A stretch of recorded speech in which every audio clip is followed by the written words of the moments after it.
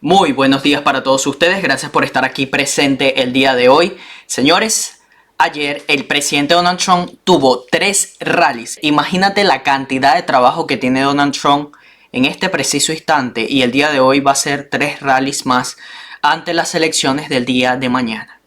El día ya llegó, señores, donde va a determinar el próximo presidente de los Estados Unidos para el futuro de ti y de tus hijos. Esta multitud se vivió el día de ayer en Macon, Georgia. La cantidad de personas que estuvieron presentes. Quiero mostrarte este video rápidamente.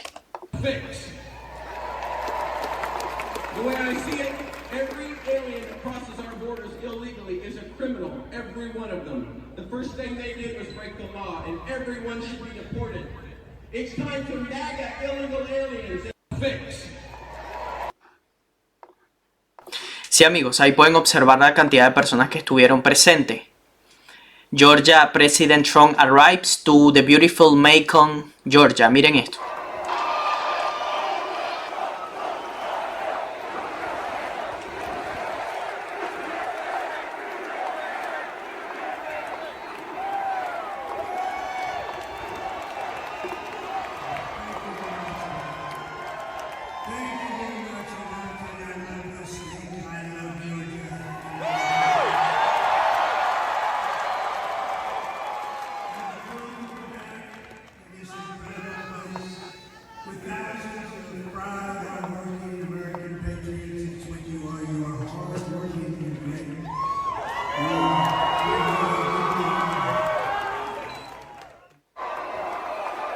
Sí, amigos, anfiteatro repleto esta noche en Macon, Pensilvania. Miren la cantidad de personas presentes en este rally. Esto es demasiado grande, señores, para que se los roben. No pueden hacerlo.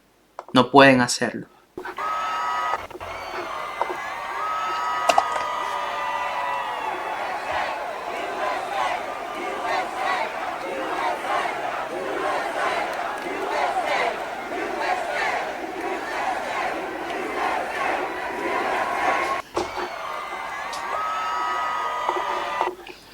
Sí, amigos, miren la cantidad de personas que estuvieron presentes en el rally esperando que llegara el presidente Trump al estado de Georgia desde muy temprano.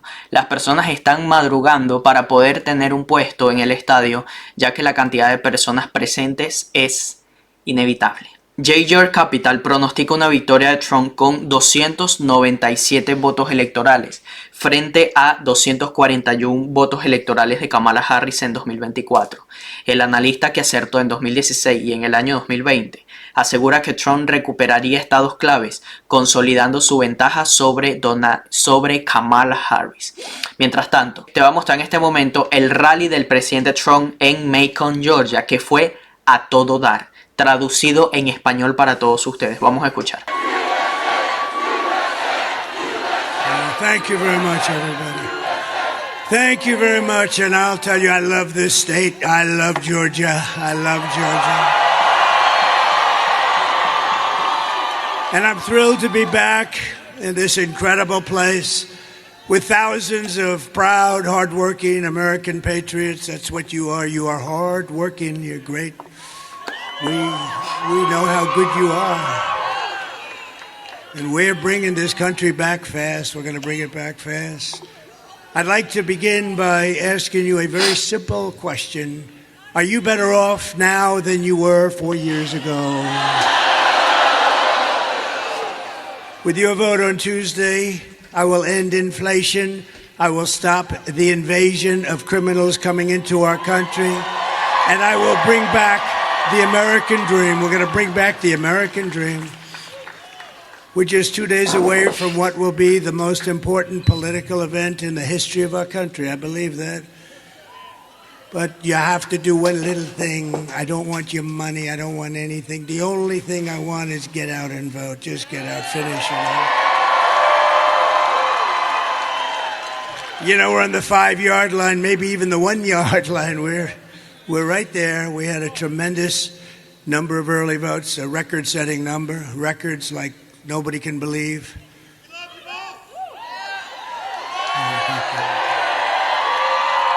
Thank you.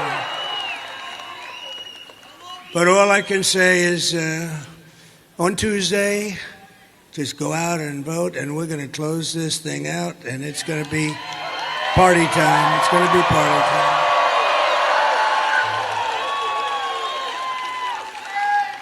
And this is really all you need to know. Kamala broke it, and I'll fix it, and we'll do it very quickly.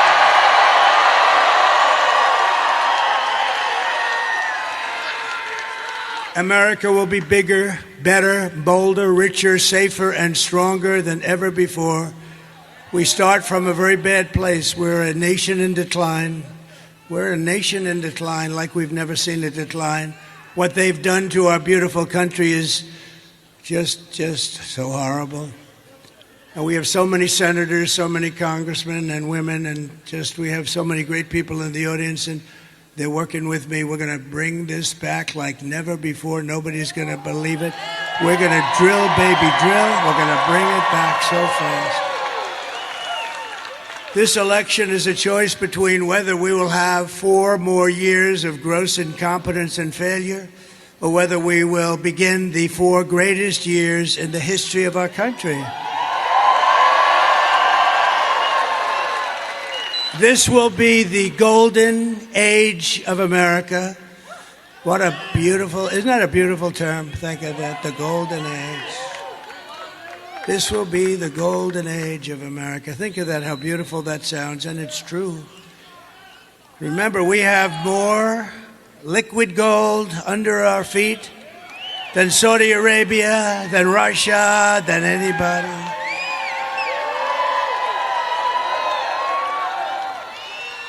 And I told a great guy, RFK Jr., Bobby, I said, Bobby, you work on women's health, you work on health, you work on what we eat, you work on pesticides, you work on everything.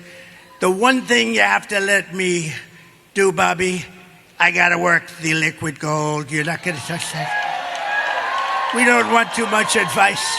We don't want too much advice, Marco, on the liquid gold. We're going to pay off our debt. We're going to do things that you wouldn't believe, and we're going to give you, I gave you the biggest tax cut in the history of our country. You'll get still more. We're going to make our country so competitive. On Tuesday, you have to stand up and tell Kamala or Kamala or Harris. You know, when I say Harris, nobody knows who the hell I'm talking about. I said, Harris was out tonight. Who's Harris, sir? Nobody knows who she is. But on Tuesday, you have to stand up and tell Harris that you've had enough. You can't take it anymore. You're the worst vice president in the history of our country. It's the worst administration in the history of our country. Kamala, you're fired. Get out. Get out. You're fired.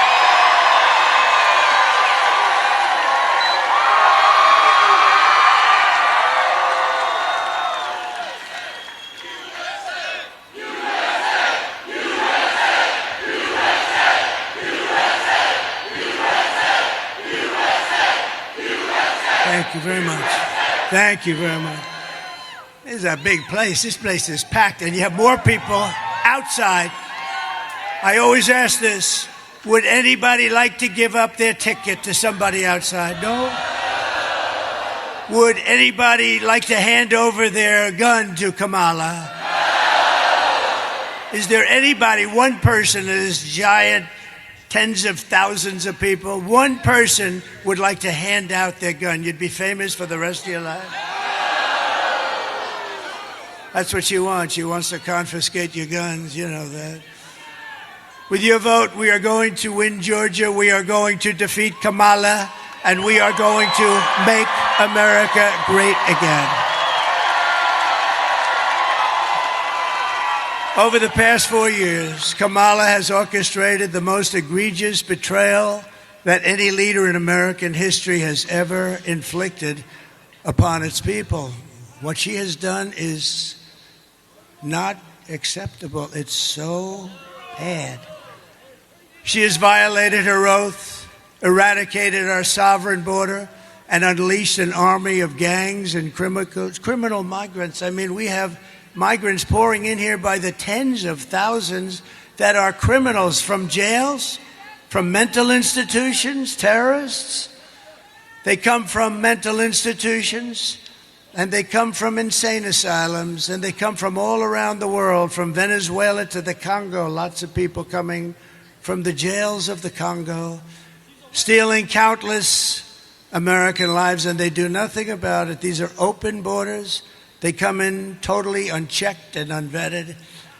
Just days ago, right here in your state, an incredible 25-year-old mom, beautiful mom, named Mimi Ramirez, was kidnapped from a Walmart parking lot, a parking lot that was safe.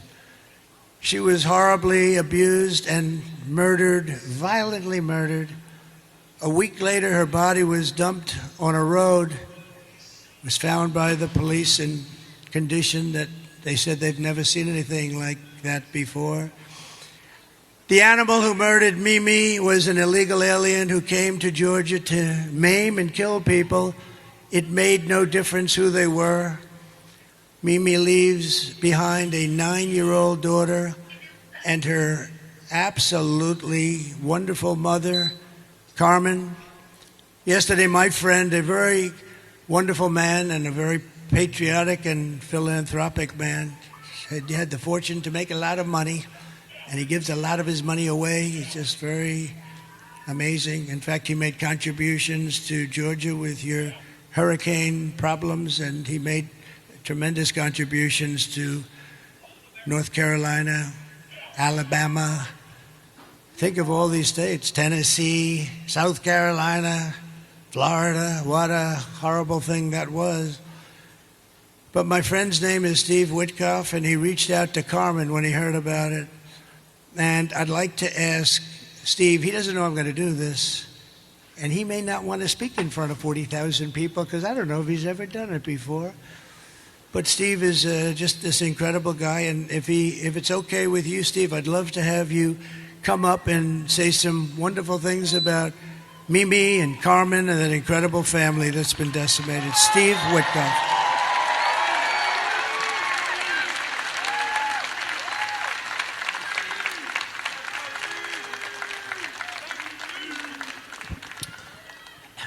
Hello, everyone.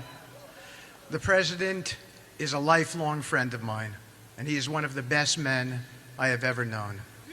I speak about him often, and I like to tell people about his humanity, his sensitivity, his empathy. I am a member of a very bad club. It's the club of parents who have buried their children.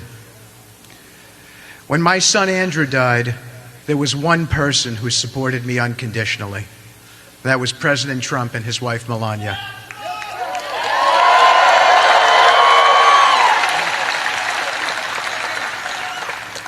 We were having a conversation, and I told the President that my son Andrew leads me to others who have been in distress. Several days ago, that happened again. As a member of this audience, Josh McCoon, who you heard earlier, who's a great guy, told me about a Georgia woman, Mimi, who had been murdered. I told the President the circumstances, and he was shaken.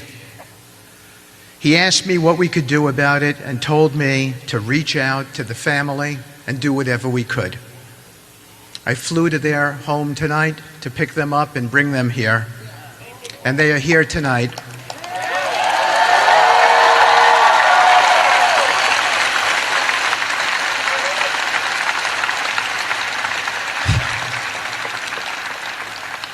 Distraught and sad, but I believe uplifted, and they are Trumpers and have voted for him in this election, all of them.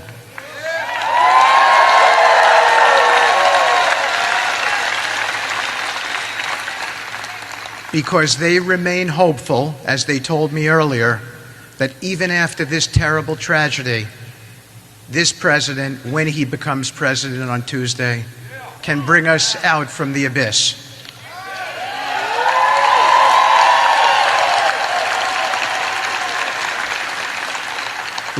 Let me tell you briefly about Mimi's family. They are hardworking, from Puerto Rico, living in Georgia, making a home for themselves. They never imagined their beautiful daughter would be killed by someone who did not belong in this country. On your behalf, Mr. President, we have raised their family money and we have given it to them tonight, and we will watch after them in the future. I can promise you that, in your direction.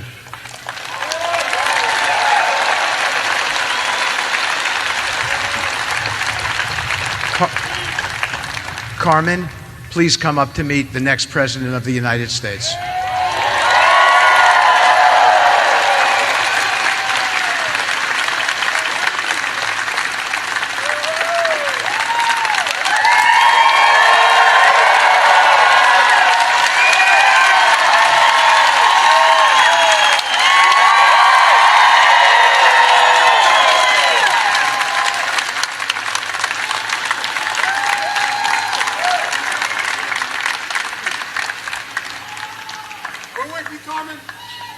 Thank you.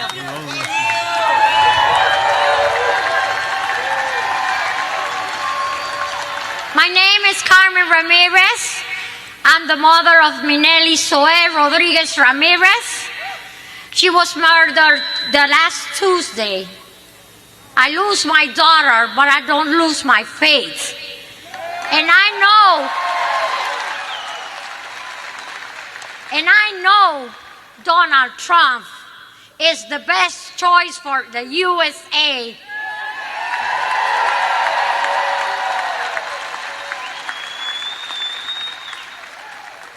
And not the best choice. He is the only one we need to save our country.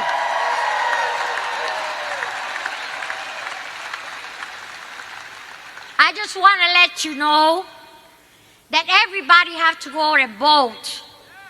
Because just for talking and don't vote, we don't do nothing. Take your friends, take your children, 18 years old. Everybody have to vote. Because that's the only way we're gonna save us country. Okay? And I want to let you know that Donald Trump is not a choice. It's just the number one.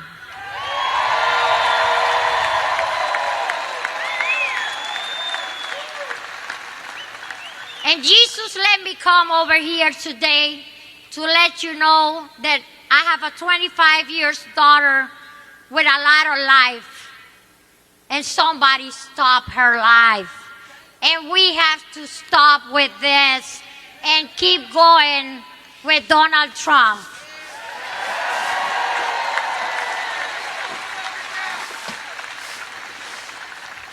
I meet Donald Trump in person. He's the most wonderful person that I see, that I know right now. He helps us. He be with us all the time as this happen. And he always be there for my family. That's why we always got to be for him all the time. Thank you for everything. Thank you, and don't forget to go and vote. God bless America. Please make America great again.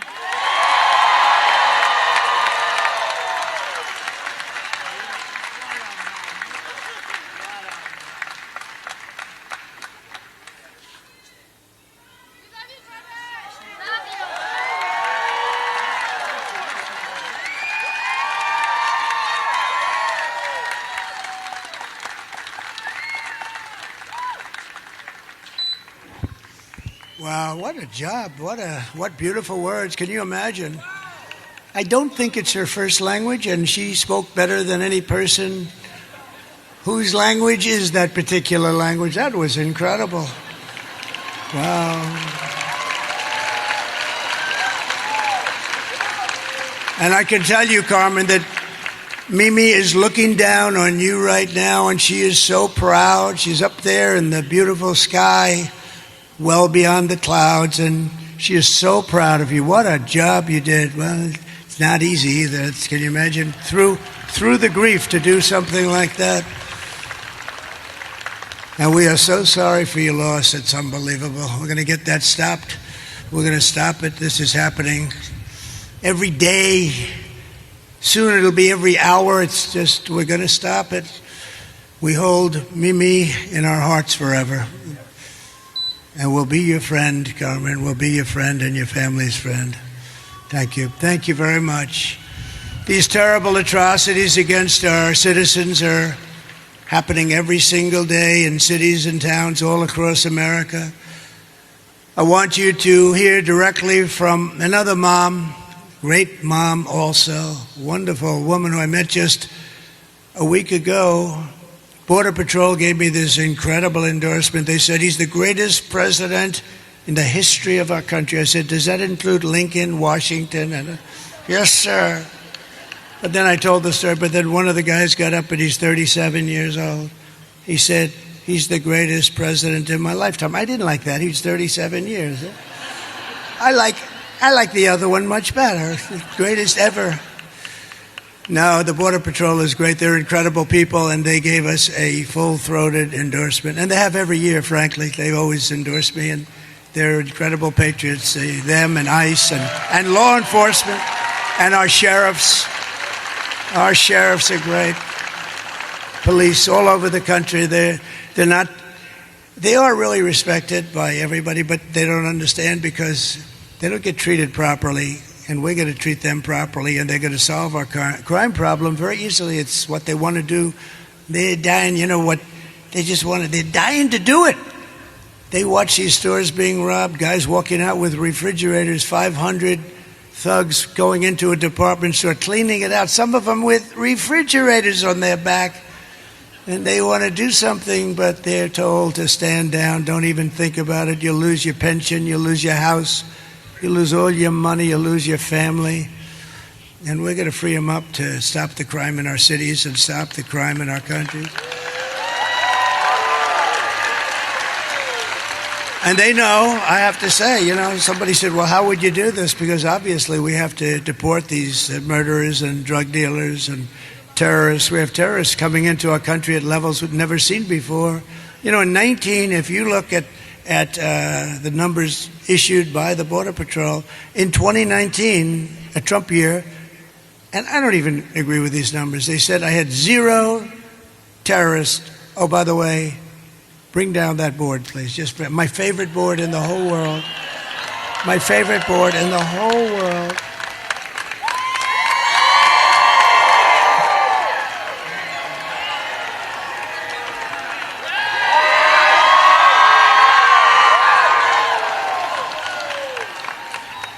I assume it's up there. Is it up there, Mike? Yeah.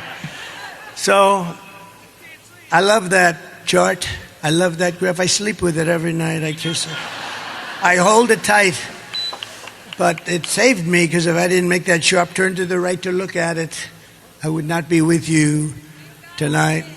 So, if you look at the arrow on the bottom, that was my last day in office.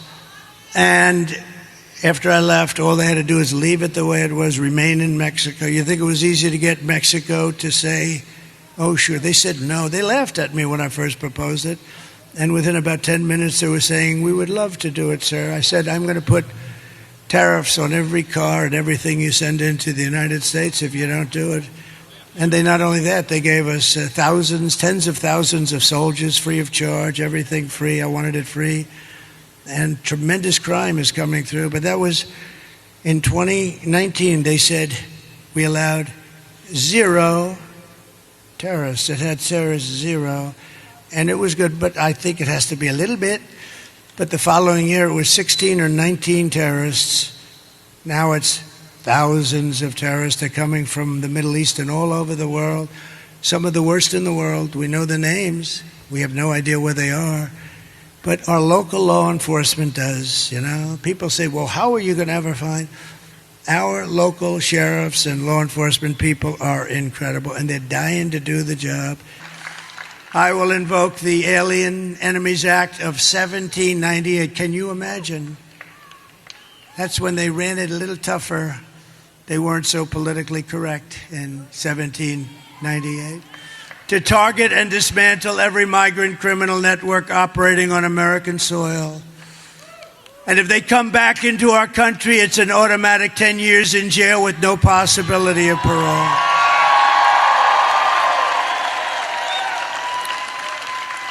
And I am hereby calling for the death penalty for any migrant that kills an American citizen or a law enforcement officer.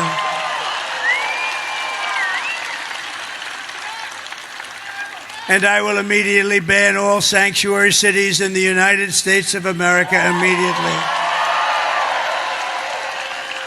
And as we secure our borders, we will also rescue our horrendous, you saw the numbers on Thursday, horrendous economy. Yes, it's that bad.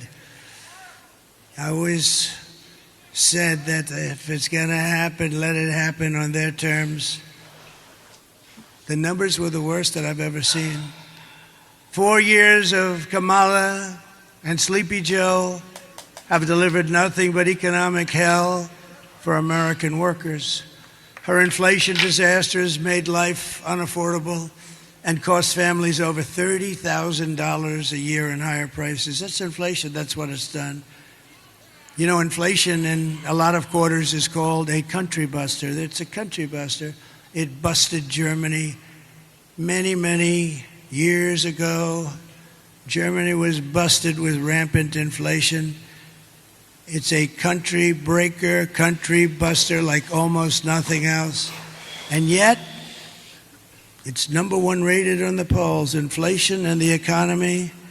And what you just saw with beautiful, beautiful Jocelyn, Mimi, and Carmen, what you just saw is number two. No, I don't think so. I think number one is stopping these people from destroying our country and stopping them right now. We'll handle inflation. We'll handle inflation. You know how we're going to handle it. We're going to drill. We're going to get energy costs so low. We're going to get you. We have more than any other country. More oil and gas. I call it liquid gold. That's what it is. That's why I say, Bobby, please enjoy yourself. Just leave the liquid gold to me, please. We're going to pay off debt. We're going to reduce your taxes still further. They got the biggest tax cut ever, biggest regulation cuts ever.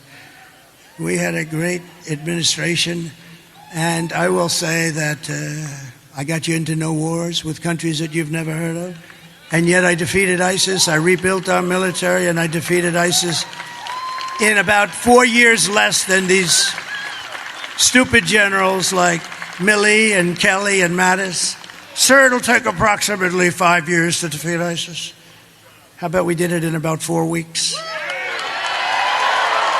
With the real generals. Just this week, we had the worst jobs report in modern history. So the reason I put it second on the list is I wanted you to meet these incredible mothers and these unbelievable families that are just decimated because it's number one. It will always be number one to me because I'm good at this stuff. I'll handle inflation. You'll be making so much money. All of a sudden, it'll just be beautiful. Because if we get your energy costs and your interest rates and a couple of things down, it'll be even better than it was. You know, we had the greatest, strongest economy in the history of our country. We're going to do it again, but even better. And now I know Washington. Now I know, because I went to Washington very few times in my life. I didn't know anybody. Think of that. I became president of the United States and I didn't know anybody in Washington. That's a problem. So I had to rely on rhinos and some others and some very good people too. And we had a lot of great people. Look, our trade deals have been unbelievable. Nobody can believe it even. And so many other things. Our right to try, one of the greatest things, right to try. We got so much done. All the regulation cuts. We approved more regulation cuts than any president in history times 5. That's why you had the great job. That's why you had the great job numbers. And it's really why we were the envy of the world. We were going at levels that nobody's ever seen. We got hit by the China virus, and we took care of it. We did a great job. You know, we turned it over with the stock market higher than it was previous to the virus coming in. I mean, it was sort of an amazing thing. Nobody had ever heard about this. Nobody knew anything about it. All we knew that all over the world, lots of people were dying, and we did a great job. Never got credit for that. Got credit for the great economy. Got credit for knocking out ISIS and having no wars. I'm the only president in 82 years I had no wars. Remember crooked Hillary Clinton? She said, look at him, he'll create wars. Look at him, look at his attitude. Look at him, he's going to create wars. I said, no, my attitude is going to keep us out of wars. And that's what happened because they respected us. They respected us. But just this week, we had the worst jobs report in modern history, with only 12,000 anemic jobs created, and much of that was government jobs. We had nothing. You know, usually we hear 200,000 jobs were created, 250, 300, 350, 190, 100. 12,000. And they thought they could hold this report till after the election. And somebody released it, a whistleblower or somebody released it. But they released something far more sinister, because if you go back a few weeks, you remember they created 818,000 fake jobs. They didn't exist, and they put them down as though they did. So that instead of having today's problem, which is 12,000, which is like terrible, it looked okay. Not great, but it looked okay. So they created 818,000 fake jobs, and it was revealed 2 weeks ago, and the fake news media hardly picked it up. What a shame. That's a lot of fake news. Look at that. That's a lot. Wow. That's a lot of fake news, Mr. Chairman. That's a lot, huh? I can't believe it. You know, they hate me, but ratings predominate. For the networks, ratings predominate over hate. But think of what they did. 818,000 fake. And then last week they had to revise the figures from the previous month, 112,000. So that's almost 1 million fake jobs. I call them fraudulent. Fake isn't strong enough. And they did that hoping that all of you people wouldn't have a chance to see before you pull the lever on Tuesday. But a whistleblower released the information on the 800,000 jobs plus. The whistleblower said, you know, there were not 800,000 and 18,000.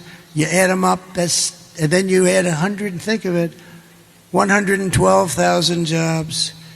So you're close to 1 million jobs. And the whistleblower, some whistleblower, I never loved the idea of whistleblowing, but in this case I liked it very much. But they thought it would be very unfair to go through an election. Somebody was being fair. They thought it would be very unfair. Could you imagine if those numbers, we have the election, and let's say there's a bad result, and then 3 days later they say that almost 1 million jobs were not created. I mean, we would say they were fraudulent. They were fraudulent, by the way. If that were a Republican doing that, they'd probably be in jail by now. But you also had 30,000 private sector jobs that were killed in a single month, and nearly 100,000 manufacturing jobs. This just came out on Thursday, that were wiped out since the start of the year. And those manufacturing jobs, they're important to us as a country. 150,000 Americans joined the unemployment rolls in October, close to a record. And nearly 250,000 people dropped out of the labor force. Can you believe this? And these are the numbers. And I did say that if they've got to be released, let them release it before the election. These numbers are all public. They've been released. Meanwhile, a statistic that a lot of people are going to hate hearing, but that's the way it is. Meanwhile, 100% of the net jobs created in the last year have gone to migrants. The migrants have gotten every single job plus that was created. Illegal here, many of them are illegal, and many of them are murderers, and many of them are terrorists. I mean, they're taking the job, and you know who they're taking the jobs from? The black population mostly. It'll start hitting the Hispanic population. But right now, and the other thing that you should demand, everybody in this room should demand it in front of the fake news right now. They should demand it because they put no pressure on these crooked politicians. You should demand that they give you the numbers of how many black people are going to lose their job. The African American population, they're getting fired at numbers that we have never seen before, and migrants that are here illegally are coming in and taking their job, and they have homes and mortgages and they have things to pay, and they've worked there for 10 and 15 and 20 years, and they're losing their jobs. And frankly, the Hispanic are next. I hear that that's what's happening, but the Hispanics are next. And unions are going to be seriously affected too, very seriously. The unions know that this is a big problem. So think of what they've done. They've allowed people to come in by the millions, 21 million people. I think it's much more than that. And then you have the gotaways. You know what the gotaways are? That's the people that don't want to be looked at all. So they're worse than the people we're seeing. That's why they don't want to be looked at. These are depression-type numbers, 1929 depression-type numbers. And I never wanted to be, I always told people, I would have hated to be the President of the United States in 1929 when you had the Great Depression. Herbert Hoover, I would not want to be Herbert Hoover. What a time that was. People jumping off buildings. And that's where we're headed, because we have leadership that's incompetent. We have low IQ people, and we need very, very, very high IQ people. Under my leadership, we are quickly going to turn this economic nightmare into an economic miracle. Wait till you see how fast we're going to get it going. We'll get the prices down. Don't forget, you could stop inflation, but the bacon is still at the all-time high, and the lettuce and the apples. There's a story that should never happen in this country. An old woman goes into the grocery store and she takes 3 apples. That's what she lives on. And she brings it up to the counter, and then they tell her the price of the apples, and she says, I'm sorry. And she takes 1 apple and brings it back to the refrigeration area, puts it back in, and comes and pays for 2 apples. This should never be happening in our country. This should never be happening. We will make America wealthy again, and we will make America affordable again. Big problem. So we're 2 days away from the best jobs and the biggest paychecks and the brightest economic future the world has ever seen.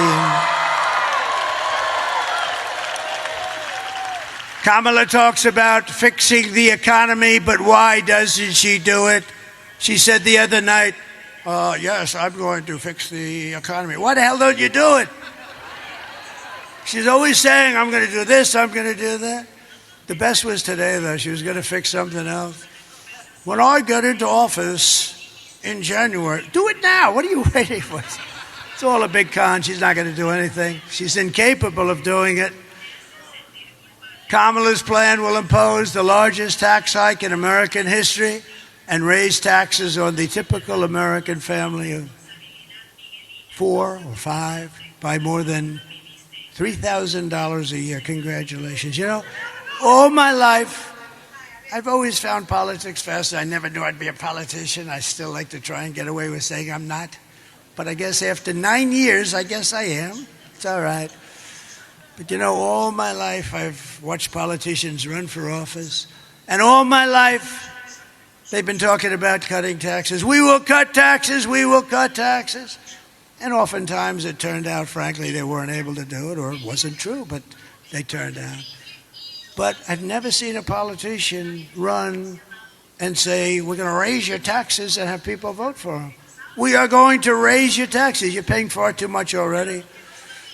And we are going to cut your taxes substantially, and it's going to be helped by lowering interest. And by oil and gas, and by the most beautiful word in history, tariff. We're going to tariff the hell out of countries that have been taking advantage of us and stealing our jobs, stealing our companies.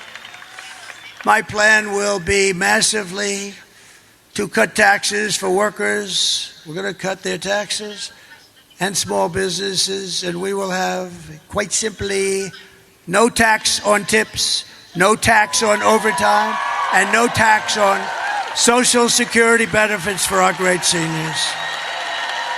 When I saw that rocket ship come in a week ago, I'm looking and, I told the story twice.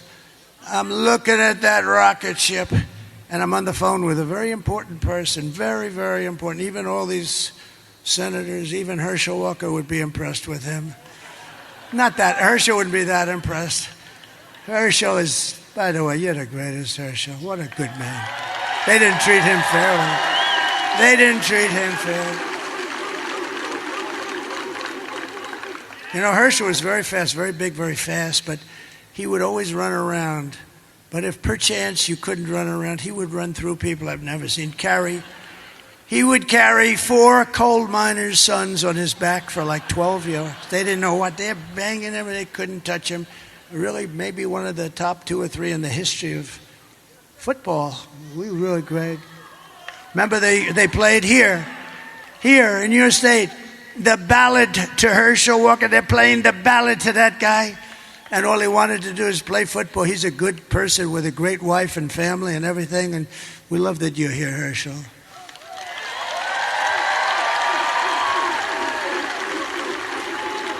And as good as that Georgia team is, if Herschel was playing on it, they'd be very happy. Then we could guarantee it, but he's a special guy. He's a good guy. Really a great guy, smart guy too.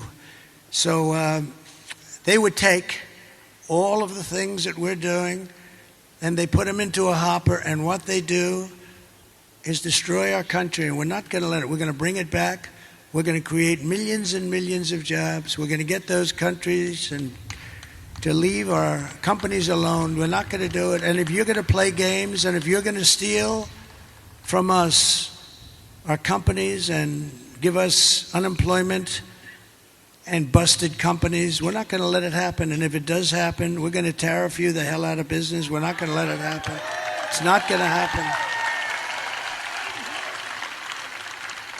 And just one quick story. In Mexico, they're building the largest auto plant in the world. A friend of mine told me that he's a builder of auto plants. That's all he does. That's all he's good at. Frankly, he tells me if you said to build an apartment, he would be no good, but he can build a massive plant. He's the best. And he was telling me about a year ago that China is going to build a massive auto plant in Mexico, and they're going to sell the cars into the United States. And I think he said that the capacity would be literally, this would be bigger than what they have in Michigan, the state. This is a monster, but it'll put all our auto workers out of business, everyone out of business. And I didn't like that when I heard that. And I was up in Detroit at the Detroit Economic Club. By the way, isn't it nice that you have a president that doesn't have to use a teleprompter? I haven't looked at that damn teleprompter. Isn't it nice? Isn't that nice? But I said to him, John, let me ask you, I want to see a plant. I just want to see, why do you want it? I just want it because, I think I'm going to do well if I run again. So I want to see it. This was a year ago. He said, well, thank you, darling. He said, well, you'll have to come to Mexico because we're not doing the big ones here. We're doing plants, but not the big ones. I said, no, they should be doing the big ones here. He said, well, it's not happening anyway. So I said, I'm not going to Mexico. I don't want to go to Mexico, even though they did what I asked them to do. They always did. They did. They were fine. But Mexico's a real threat because of what's going on. A real threat, economic threat. And China's going into Mexico because this way they don't have to float it across the seas. It's not going to happen. So I said to him, what's happening with that plant? I was making a speech a week ago, and I see the guy sitting right there with the guy with the blue shirt. See that nice-looking guy right there? Right about there. Yeah, you can stand up if you want. You look like a nice... Go ahead, stand up. Right there. Yeah, stand up. Right there. So So I'm looking at the audience, and again, I'm in Detroit, and this has to do with cars. Very pertinent, because cars are big manufacturing stuff, and you see all the jobs that they're losing now. I want to bring all of the car business back here. So he's sitting, I say, oh, that's John. That's the guy that told me about the plant. So I finish my speech, and I send out for John. He comes backstage. I say, John, how's that plant coming on, that big monster plant that China's building?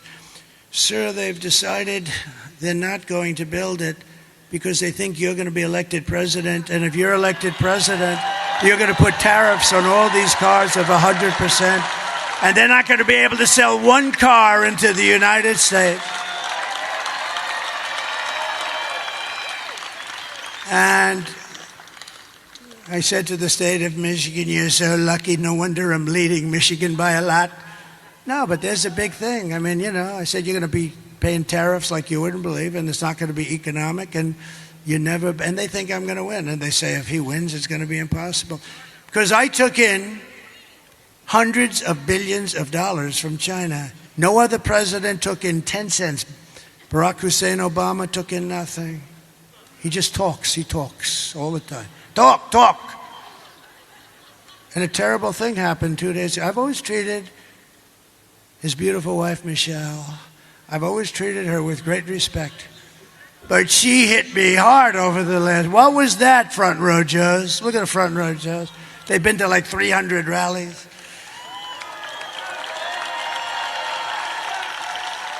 And this, by the way, look at this thing. 25,000 people standing outside. Look at it, to the back window. You know it's full when you have the back window and people are hanging out the window. Be careful, too. But this isn't a rally. You know what this is? This is a request to tell everybody just to go, please, just go and vote on Tuesday.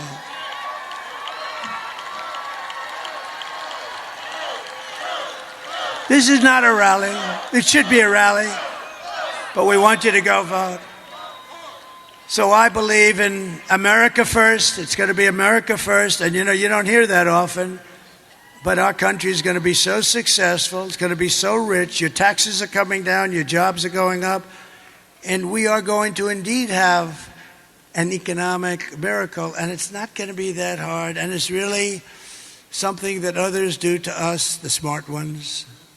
There are no dumb ones. We're the dumb one. I have never seen a good trade deal made. I changed a deal with Japan. I changed a deal with South Korea. I changed a lot of deals. But we're at a disadvantage because we had long-term deals. But I didn't care about that. I said, we're changing them. I don't care. I didn't care because I don't know how the hell they got those deals. Those deals, there's two ways those deals, it's like the voting stuff. There's two ways those deals were made. Either the person that made them was corrupt or stupid, because you had the worst trade deals ever made by any country ever. Anyway, we started changing that all around, and we were doing unbelievable. We had the greatest economy in the history of the world. We were leapfrogging and lapping China. China was going crazy with me. Please don't put any more tariffs on. I saved the steel industry. If I didn't they were dumping steel, you remember that. If I didn't do that, you would have no steel. And by the way, I don't want U.S. Steel, the greatest company in the world 70 years ago, to be sold to Japan. I just don't want that to happen. Everything Kamala says is a lie. She has no vision, no ideas, and she has absolutely no solutions. But take a look at this for a second, because this is just terrible. Take a look. Good evening, everyone. Tonight, I will speak about Donald Trump. Donald Trump. Donald Trump. Donald Trump. Donald Trump. Donald Trump. Donald Trump. Donald Trump. Donald Trump. Donald Trump. Donald Trump. Donald Trump. Donald Trump. Donald Trump. Donald Trump. Donald Trump. Donald Trump. Trump. I can't stand it. I can't stand it, Marco. So, no, this was the other night. She made a speech. Every sentence was about me. Our great First Lady said, darling, are you okay? They asked her about the economy. Donald Trump. No, they've been there for 4 years, the whole thing. What they did to this country is record-setting, and especially at the border, because that inflation's going to come roaring down. You know, as soon as we open up the gas spigot, the oil and gas, you know, we had $1.84. You know, I used to say $1.87. I was corrected by the government manuals. So I said, I'll take it 3 cents. But we had $1.84 gasoline. Do you like that? How does that sound? Today you're at $3.75, but if anything happened with the election, you'd be at $7, $8, $9 a gallon. Kamala's campaign is running on nothing but hate and demonization, calling half of America garbage. You saw Joe. Do you think they were happy with Joe the other night? Good.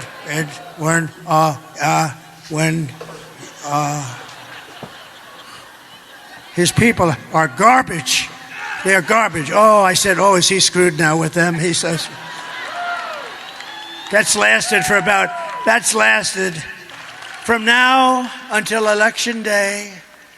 We will restore America's promise, and we will take back the nation that we love. We love this nation. That's why I'm doing this. I didn't have to be here tonight. I could have been on a beautiful beach somewhere. The sun pouring down on me, the waves, saltwater waves hitting me in the face. I love those properties, but you know what? I love this much more. It's not even a contest.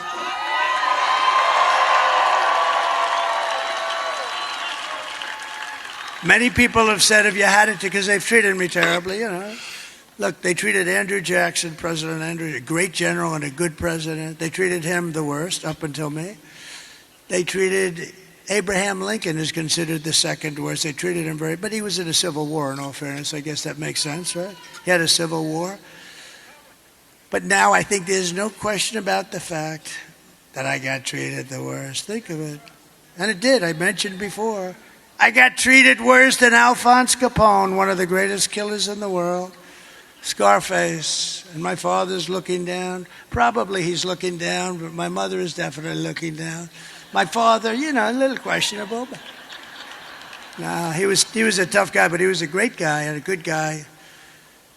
But we're one people, one family, and one glorious nation under God, under God. We will never give in. We will never give up. We will never back down, and we will never, ever surrender. We're not surrendering. We're there. We're there. You got to get out and vote. We're there.